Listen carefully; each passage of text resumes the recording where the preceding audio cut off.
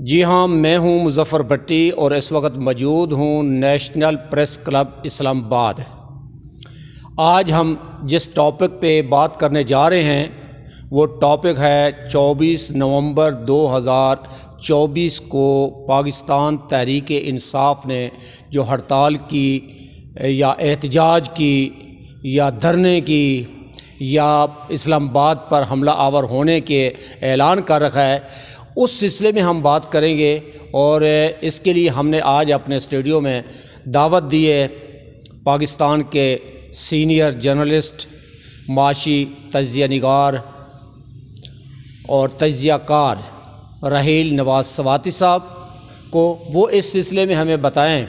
کہ یہ جو پاکستان تحریک انصاف کی طرف سے یہ کال ہے 24 نومبر کی، اس کال پہ یا اس سے پہلے جتنی بھی کال جنہوں نے دی ہیں احتجاج کی، پروٹیسٹ کی، 9 مئی سے لے کر کے اب تک ہے، اب 24 بھی قریب ہے، آج 21 ہے، 22 23 اور اس کے بعد 24 آ جائے گا۔ تو اس سلسلے میں یہ جو آئے دن کا احتجاج ہے، اس سلسلے میں یہ ہمیں بتائیں گے کہ یہ وطن عزیز کے لیے کتنا نقصان دہ ہے، اور وطن عزیز کے ساتھ ساتھ یہ بھی جو عوام ہے، بالخصوص جو روزانہ اجرت پر کام کرنے والے ہیں یا کم تنخواہ دار لوگ ہیں، ان پہ یہ کیا اثر انداز ہوگی۔ جی ہاں، السلام علیکم۔ جی وعلیکم السلام۔ رحیل صاحب کیسے ہیں آپ؟ جی اللہ کا بہت شکریہ، آپ نے موقع دیا اس بات پہ، اور آپ نے جو کہا کہ جو صورتحال ہے، خاص طور پر جو دھرنا ہونے جا رہا ہے یا احتجاج جو ہونے جا رہا ہے، اس حوالے سے میں کہنا یہ چاہوں گا کہ جو ابھی موجودہ صورتحال ہے، اس کی تاریخ ہے، اس کے تناظر میں اگر ہم دیکھیں تو کچھ چیزیں بہت واضح ہو سکتی ہیں۔ ابھی عمران خان جو ہیں 24 نومبر کے لیے ان کے جو مطالبات ہیں، ایک ان میں یہ ہے کہ 26ویں آئینی ترمیم کو ختم کیا جائے، اور دوسرا ان کا یہ ہے کہ جمہوریت بحال کی جائے۔ اس طرح سے کچھ اور آگے مطالبات ہیں، لیکن اس میں کہنے والی بات یہ کہ جمہوریت تو اس وقت ملک میں موجود ہے، اسمبلیاں کام کر رہی ہیں، صوبائی اسمبلیاں ہوں، قومی اسمبلی ہو، سینٹ ہو، یہ کام کر رہی ہے، ہماری عدلیہ وہ کام کر رہی ہے، کسی پی سی او کے تحت کسی نے حلف نہیں اٹھایا ہوا، آئین کے مطابق جو بھی فیصلے ہوتے ہیں وہ کیے جاتے ہیں۔ تو جمہوریت والی بات جو ان کی ہے وہ اس حوالے سے کہ وہ کس قسم کی جمہوریت چاہتے ہیں، اس کی وہ وضاحت کر دیں تو زیادہ بہتر ہوگا۔ اور پھر دوسرا ان کا یہ ہے کہ اس کی جو تاریخ ہے، اگر ہم یہ دیکھیں عمران خان صاحب کی جو ماضی ہے، اب ان کو جو شہرت حاصل ہوئی وہ 2014 کے دھرنے سے حاصل ہوئی، اور اس وقت مسلم لیگ نواز کی حکومت تھی، 2013 میں حکومت بنی، 2014 میں انہوں نے اس دھرنے کا آغاز کیا، احتجاج کیا، اور اس کی وجوہات انہوں نے الیکشن میں تب بھی دھاندلی کو کہا، اور 4 سیٹوں کا انہوں نے کہا تھا کہ جی اس پہ آپ تحقیقات کر لیں، اور بہرحال وہ 126 دن انہوں نے دھرنا جاری رکھا۔ اور وہ دھرنا جو تھا وہ ہم سب جانتے ہیں کہ وہ اس وقت کی اسٹیبلشمنٹ کی ایما پر کیا گیا تھا، اور اس وقت حکومت کی حالت یہ تھی کہ رات کو جب کہ کوئی بھی نہیں ہوتا تھا، عمران خان بھی گھر چلے جاتے تھے، صرف ساز و سامان ہوتا تھا، تو حکومت کی تب بھی جرت نہیں ہوتی تھی کہ وہ اس سامان کو ہٹا کے اس دھرنے کا خاتمہ کر سکیں۔ وجہ اس کی یہ تھی کہ اسٹیبلشمنٹ کا ان کو بھرپور ساتھ تھا، بلکہ اسی کی ایما پر کیا گیا تھا اس وقت کی جو اسٹیبلشمنٹ تھی۔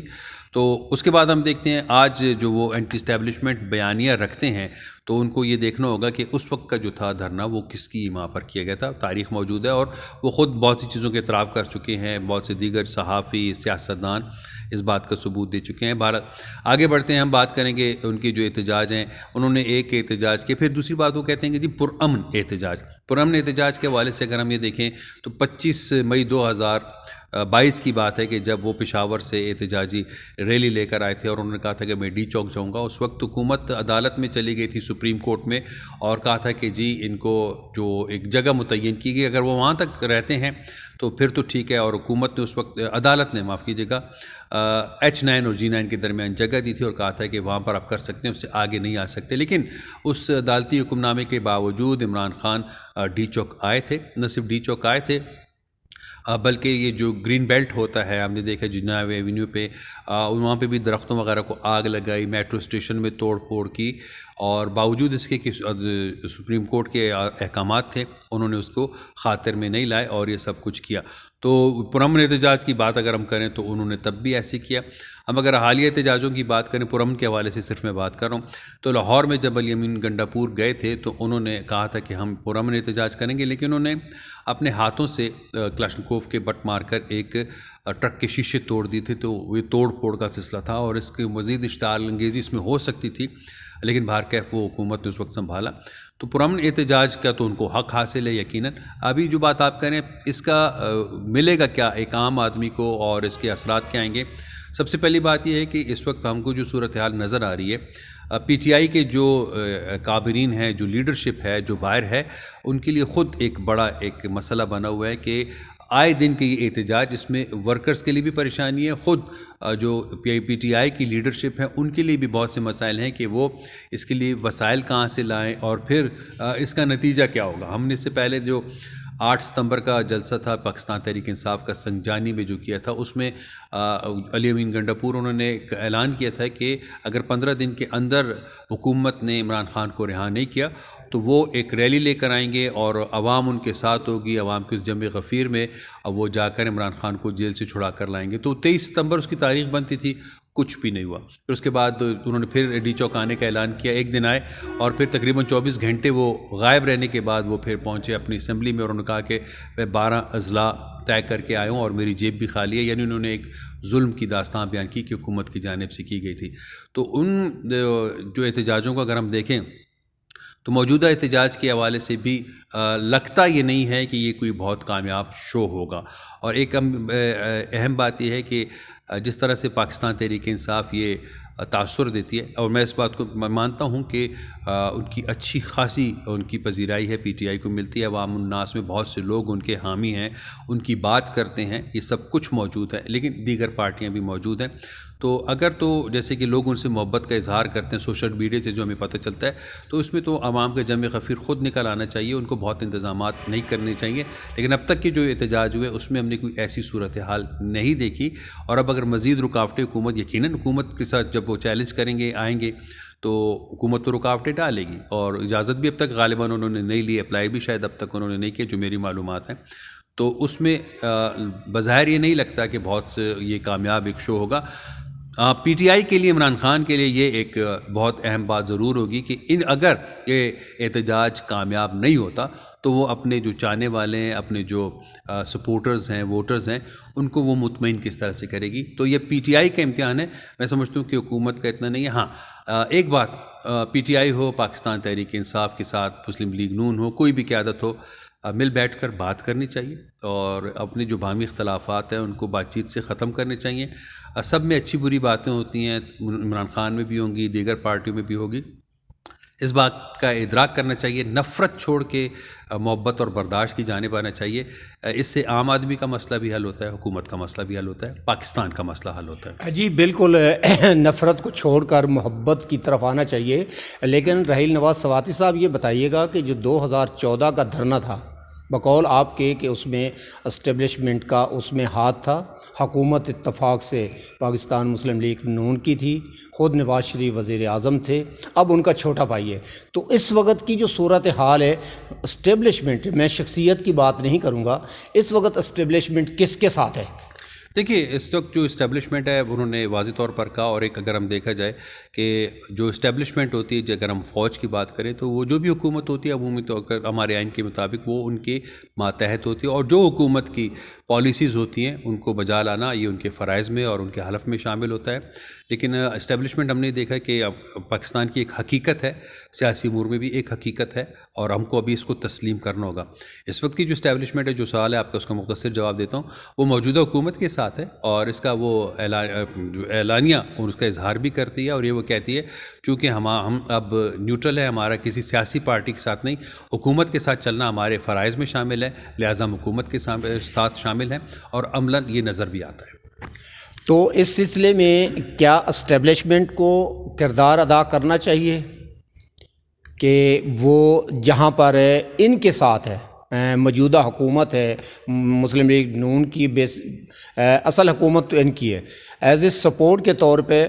پیپلز پارٹی بھی ہے،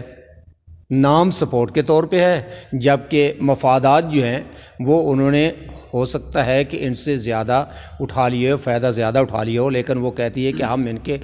ساتھ نہیں ہیں، حکومت ان کی ہے، اور اس کے نفع نقصان کے اصل جو ہے ذمہ دار کون ہے؟ اگر نقصان ہوتا ہے کسی بھی وجہ سے، ٹھیک ہے نا، نون ہوگی یا دونوں جماعتیں ہوں گی؟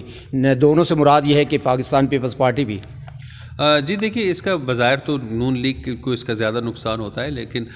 ہم یہ دیکھ رہے ہیں کہ سب کو پتہ ہے کہ پیپلز پارٹی ان کے اتحادی اور حکومت میں شامل ہے۔ ابھی بلاول بھٹو زرداری کے والد وہ صدر ہیں اور دیگر بھی اہم عہدے ان کے پاس ہیں، تو وہ یہ ٹھیک ہے، بیانیے کی حد تک یہ بات تو درست لگ کے وہ کہہ سکتے ہیں کہ جی ہم اس کے ساتھ نہیں ہیں، اور ابھی حال ہی میں بلاول بھٹو نے بھی اعتراض کیا ہے، اس قسم کا تاثر ان کی جانب سے آتا رہتا ہے، لیکن بہرکیف دونوں کی حکومت ہے، دونوں اتحادی ہیں، اور میں سمجھتا ہوں دونوں اس کے ذمہ دار ہیں، اچھے کے بھی اور برے کے بھی۔ ابھی جو 26ویں آئینی ترمیم ہوئی، اس میں کوئی شک نہیں کہ بلاول بھٹو زرداری نے اس میں بہت کام کیا اور وہ بالکل فرنٹ لائن پر تھے اس کا، اور اس بات کا انہوں نے کریڈٹ بھی لیا، تو وہ اچھے کاموں کا کریڈٹ لیتے ہیں اور دوسرے میں کمزوری ہوتی ہے تو نون لیگ کو اس کا الزام دیتے ہیں۔ تو بہرحال آپ نے جو سوال ہے، تو یہ دو عام آدمی اب یہ جانتا ہے کہ دونوں ساتھ ہیں اس وقت، آگے جا کے صورتحال کیا ہوتی ہے تب کی تب دیکھیں گے، لیکن اس وقت اگر نفع ہوگا دونوں کو ہوگا، نقصان ہوگا تو دونوں کو ہوگا۔